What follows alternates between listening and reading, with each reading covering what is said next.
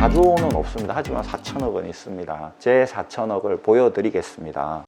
여러분 안녕하십니까, 아이구루입니다. 제가 유튜브를 시작한 지 1년 반 정도 되어 가는데요, 안경원이 어디냐, 가서 안경 좀 맞추고 싶다라는 댓글들이 꽤 달려서 그럴 때마다 제가 지금은 제 기존 고객들에 집중해야 되고 조만간 시스템을 갖추면 연락을 올리겠다, 이런 식의 답글을 달았죠. 유튜브 영상을 올리는데 실력 있는 거만사에게 가야 된다, 뭐 이런 말을 쭉 해놓고 정작 안경원 주소는 가르쳐 주지 않고 오프라인에서 대면할 생각을 하지 않으니 이 사람 말이야 신뢰하기가 그렇다라는 댓글도 다신 분이 계시더라고요. 왜 이렇게 사람을 못 믿고 이러시나 라는 생각도 했는데, 한편 좀 짜증이 날 수도 있겠다 라는 생각이 들었습니다. 말씀을 좀 드려야 되겠다라는 생각을 했죠. 제가 사실은 재산이 4천억 정도 됩니다. 오프라인에서 만나기 시작하면 제 개인적인 시간이 없어지는 건 당연하겠죠. 제가 지금 이렇게 영상을 찍고 기존 고객들 상대하고 생활을 하는데 시간이 빠듯하거든요. 오프라인에서까지